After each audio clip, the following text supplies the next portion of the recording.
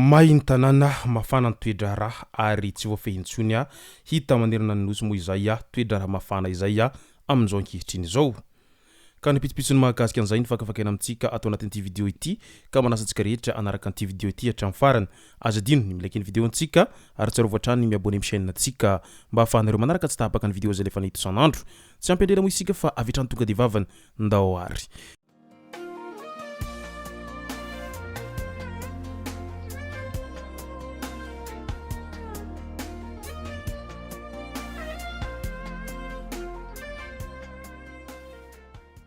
Ny tonga tsy miaraba hono na mantezitra ka dia faly miaraba isika rehetra mpanaraka tsy tahapaka an'ity chaîne ity tenako amin'ity androandroany ity arakan'izay efa natsipiko zay dia ny mahakasika ny toedra raha mafana amin'izao ankehitriny izao no tena iompanantsika atao anatin'ity vidéo ity. Niarana hita isika ary niarana halala fa zavatra tokony azo sorohana tsara izao zava-mitranga amin'izao ankehitriny izao satria ny fahanginana izay miteraka fipoahana ary zavatra lasa tantara nefa no azony sorohana tsara. Raha mba nomena sehatra maneho hevitra sy fomba fanehoana ampilaminana tahaka ny tamin'ny andro ny filoha Hery Mampianina ireo olom-pirenena sy mpanao fitakiana dia mety tsy nisy akory ilay fandrobana sy savorovorony tranga tamin'ny andro ny alakamisy 12 septambra iny izay mbola mitohy hatramin'izao fotoana izao. Fanehoan-kevitra miverimberiny io amin'izao andro manjavozavo amin'ny ara-politika izao. Tsy vahaolana ny fanelikilihana ny fanehoan-kevitra raha toerana amin'ny herisetra ny feon'ny vahoaka dia herisetra no miverina. Raha tsy omena sehatra madio sy malalaka hiteny ny rehetra dia hoentina makeny amin'ny fifandonana izay tsy takarina. Ao anatin'ny tantaran'i Madagasikara dia nisy hatrany ny fotoana izay nanarotany sasany ny tsy fampiny fahalalahana maneho hevitra ka niova ny hetaheta ho fahatezerana ary ny fahatezerana lasa fandravana. Tsy fanjakana mahery vaika no mahafehy vahoaka fa fanjakana mahay mihaina. Tsy ady amin'ny fanjakana no tediavin'ny vahoaka fa ny fanjakana izay mahita ny fahorian'izy ireo ho olana iaraha-mitady vaholana. Raha ady no ilaina dia tsy hoe an-dalambe no hitadiavana azy fa eo amin'ny sehatry ny fifampiresahana sy ny fanajana ary ny fahamarinana. Vokatry n'izay tsy fihainoany ny fitondram-panjakana ny feon'ny vahoaka izay nanao antso avety sy roa izay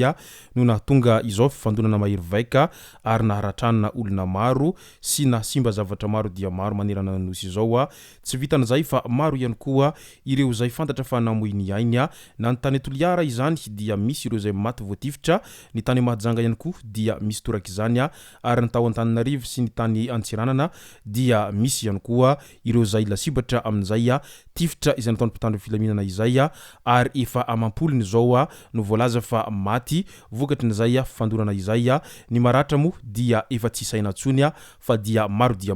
ireo izay naratra. Vokatry n'izay fifandonana teo amin'ny vahoaka sy ny mpitandro filaminana izay satria ny vahoaka tia haneho hevitra malalaka sy hankahalalahana nefa dia teriteren'ny mpitandro filaminana ary tsy nahazo nanao an'izay fanehoan-kevitra hankahalalahana izay ny vahoaka satria darka bomba lacrymogène sy ny tifitra no valin'izay fangatahana ampilaminana izay ho ataon'ny vahoaka izay miampy anireo daroka isan-karazany sy ny maro hafa. Vantany vao nahita anireo havana izay voatifitra ka maty tao anatin'izay fihetsiketsehana izay ireo vahoaka dia voamay nitrotra izy ireo ary voamay niakatra ny ambom-pon'izy ireo ao anatin'ny hatezerana ny amin'izay fanaovana tsirarina sy fanososena izy ireo izay.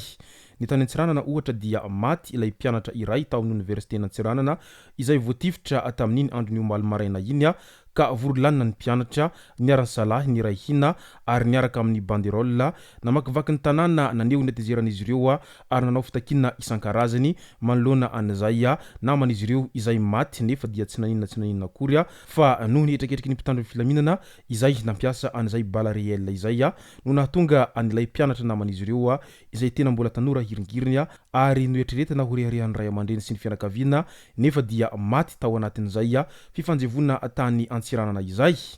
Naneho ny heviny sy naneho ny firaisan-kina manoloana an'izay avokoa ireo mpianatra rehetra manerana ny nosy amin'izay fahalasana ny naman'izy ireo izay ary miarahory amin'izay ory izy ireo amin'izao fotoana izao ary miara-misalaha moa izy ireo ao anatin'izay fisaonana tanteraka manoloana an'izay fahafatesan'ny naman'izy ireo tany amin'ny université n'Antsiranana izay ka tsy hanaiky lembenana izy ireo hatramin'ny farany ary hanohy hatrany ny tolona izay efa natomboka izy ireo satria tena tsy mety amin'izy ireo izay famonona ny naman'izy ireo izay ary tsy hanaiky izy ireo raha toa ka tsy mivoaka ny marina ary raha toa ihany koa tsy mivoaka ireo ireo naman'izy ireo izay nisy ny sambotra ka mbola noentiny mpitandro filaminana any Tsirananany amin'izao fotoana izao. Na dia eo azy zany couvre-feu izay efa voalaza fa manomboka amin'ny 7 hariva dia tsy manaiky lembenana ireo olona any an-toeranany amin'izay fanaovana fihetsiketsehana izay fa dia mitohy foana izay hetsika izay ataon'izy ireo zay ary mitohy ihany koa ny dorokodiarana eny amin'ny universitény Antsiranana eny amin'izao fotoana izao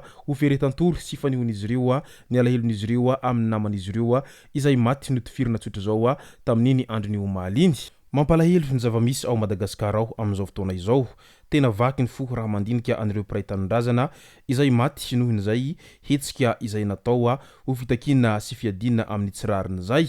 Nefa dia tifitra vararaka no setrin'izay ka dia mampalahelo ny toejavatra tahaka an'izany ary mankahery hatrany ho an'ireo rehetra izay niara-moina na ireo namoy ny havana mantsakaiza izany na ireo izay mbola marary any amin'ny hôpitaly amin'izao fotoana izao dia mankahery ary miondrika ampanajana tanteraka ho an'ireo rehetra izay ndaosym-pahafatesana tao anatin'izay hetsika ho fitakina sy ho fiadivana amin'ny tsirariny ao Madagasikara izay fa tena mijaly ny vahoaka ary marary ny vahoaka matoa tafitloatra tahaka an'izao ary tsy vitany vahoaka intsony no handefitra ao anatin'izay satria efa ela izy ireo no nisafidy nanginina sy tsy niteny fa niaritra izay jaly izay nahazo izy ireo tao anatin'izay fotoana lavabe izay fa amin'izao kosa dia mba naneho ny hevitra izy ireo nefa tsy nohenona akory fa basy sy tifitra no setrin'izay. Arak'izany dia araky ny vindavinaina dia mety vomay ho mafy tahaka anteo aloha izany ity fangatahana sy fihetsiketsehana ao Madagasikara ity raha toa ka tsy midina mihitsiny